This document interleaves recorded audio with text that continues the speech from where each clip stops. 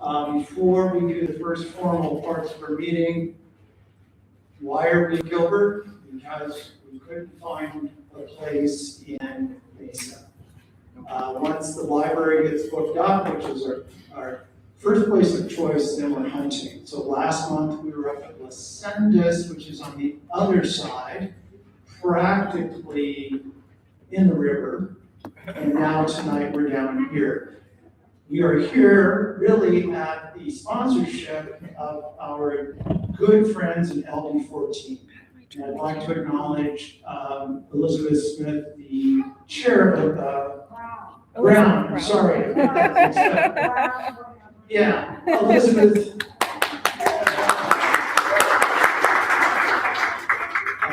We were in the same clean elections class in 2024, both running for Senate of our respective districts.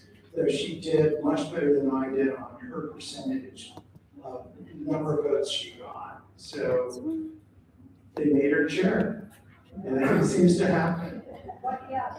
Yes. So the very first thing we'd like to do, do I need to open this meeting officially? Yes. Do I have to do the seconds? Robert's Rules of Order, yes. Yes.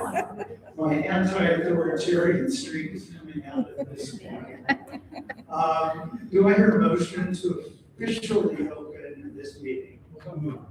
So moved. Second? All in favor? Aye. Okay. There was a no vote, we all leave and go home. So the very first thing we're going to do is have a pledge of allegiance, and we have the luxury of a real flag this time. So if you please rise, remove any headgear. I pledge allegiance to the flag of the United States of America and to the republic for which it stands, one nation, under God, indivisible, with liberty and justice for all. Thank you. The history of I won't go into it, I don't have time, but of the Pledge of Allegiance is fascinating because it actually started out as a sales pitch from a flag company about a century ago. So it's quintessentially American that it started out as a commercial advertisement and became the Pledge of Allegiance. This will be a pretty full night. We have 5 speakers tonight, plus a bonus speaker. We're going to hear from Danny Hart, candidate, Mesa City Council District 5, Adam Windez, Mesa Council District 6, Brett Newby, a candidate for the Arizona Superintendent of Public Instruction. Should be hearing from Kai Newkirk, U.S. Congress, CD Congressional District 4. He may not be able to arrive. And then Patty O'Neill, Maricopa County Democrats chair. So we're going to, it'll be very, very full. So the first thing we'd like to talk about is a major initiative of LD10. And on this Saturday, we'll be hosting a 9 to 2 o'clock event at the Red Mountain Generation Center, dealing with education about voting. It's going to be quite extensive, and it's the author, brainchild, producer, and director of it is our own Michelle McNeil. And do you want to come speak about it, or are you ready to? I can play with this. You play.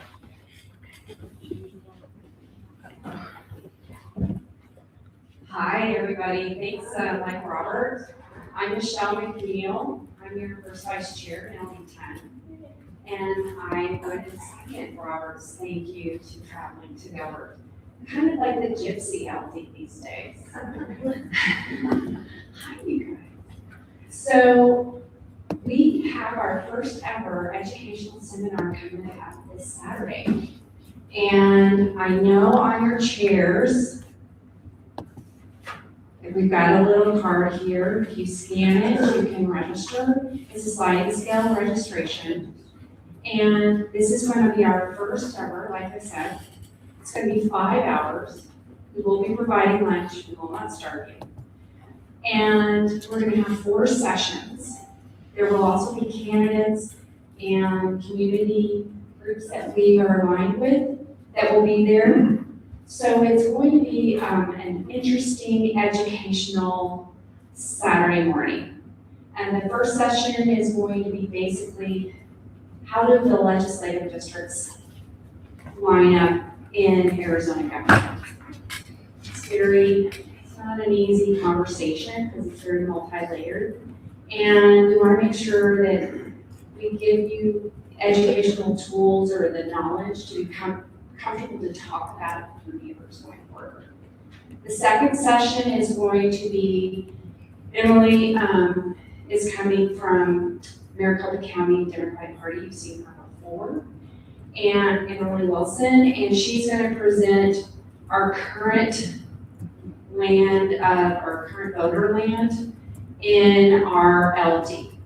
So she'll have the latest statistics, she'll have maps for us, hopefully, and will be able to tell us what we're looking at. Then we're going to lay out our roadmap in LD 10 for the rest of the year into 2028. Then we're going to break for lunch. There will be some breaks in there. We're not going to make you sit in the chair the whole time. And then we'll come back, and then we're going to really dive into what that roadmap looks like in LD 10 and all the different opportunities that we have to build our community together. The fourth section is going to be PC 101, and we're still in the write-in stage for PCs, and that goes all the way up to April 6th at 5 p.m. So we have those options still available for people that want to step into that leadership role. But we're going to talk about what a PC does. We're going to talk about how you can use that, because some people use it to advance their political career. Some people just do it to make friends in their neighborhood. Some people are really impassioned that they want to change the way elections happen. All of those things matter, and it takes a village.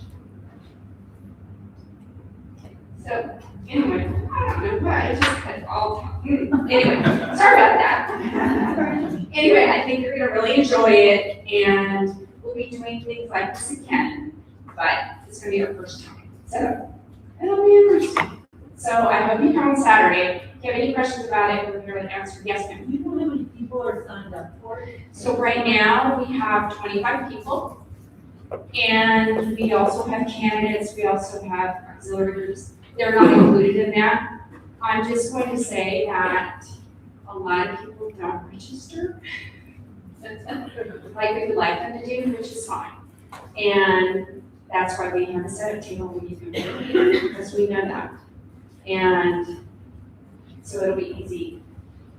And we don't really know how many people are gonna come. I would be happy with just one person came. So, but I'm really happy that 25. So, any questions about that? All right, Robert? Oh, can I just make a couple extra points? Yes. Okay. Really quick, just wanted to point out that pre-registration does help us plan in advance, make sure we have enough materials, lunch for everybody. So if you can register ahead of time, please do so, just so that we can better prepare to support you on Saturday. The other thing that I wanted to mention is that while you're going to learn a lot, you're also going to build some skills while you're there. So it's going to help us all kind of learn how we can work together as a community to grow, to network and really support each other, not just through this election year, but beyond that as well. So it's team building, it's community building, it's building some local skills, and it's just going to be a good time. So please, please participate if you can, and make sure you pre-register. That's it. Thank you, Michelle, and thank you, Katrina. I neglected to introduce the board members who are Did you here. figure it out?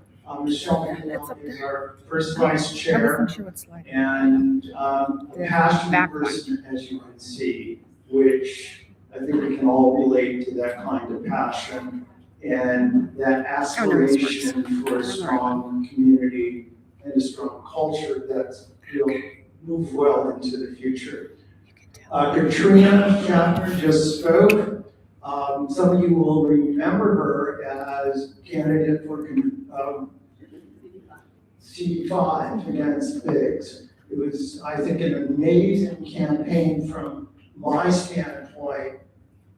Just amazing. I still see her as a big leader candidate.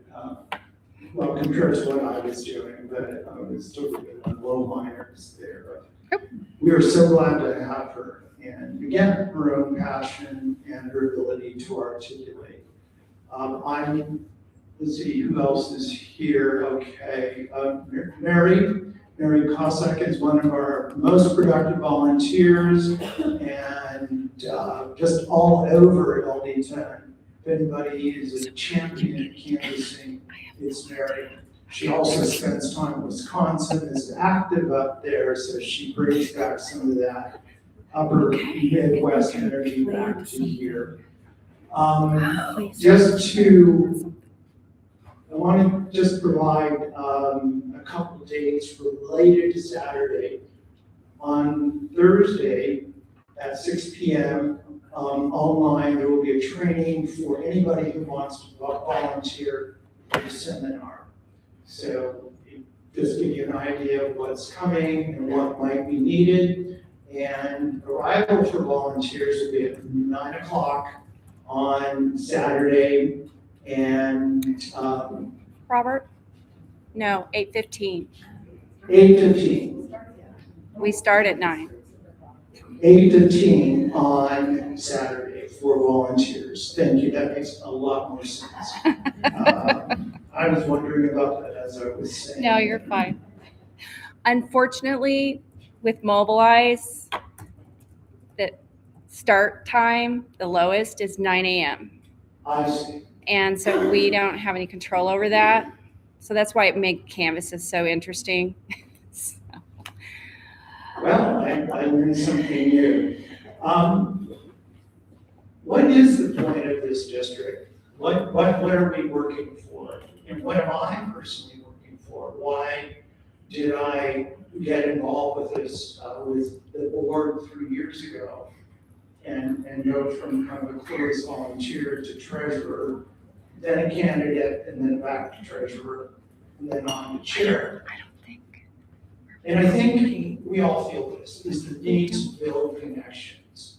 And that's why every activity is important, whether it's official, whether it's part of something like that, in your neighborhoods. And if you're saying to yourself, I am the only Democrat for 100 square miles, we can show to you that that's not exactly true. Now, there are twice as many Republicans in LD10 as Democrats, but there are 32,000 Democrats inside of LD10. So we can help you or a neighbor even find 5, 6 addresses around you to at least make you feel better, but hopefully you go and meet them. And one of the tools we recommend is a thing called a house party. You just get a group together and invite them over for an afternoon. We can help you with that if you don't know how to proceed on that. So we're trying to build a sense of community, not by assigning homework, not by assigning tasks, but by building connection. So I want to thank every one of you for coming out tonight. And along that line, I'd like to have 2 of our candidates in LD10 also be acknowledged as they very important parts of our community. First is Dr. Helen Hunter, running for House. Helen, please stand up.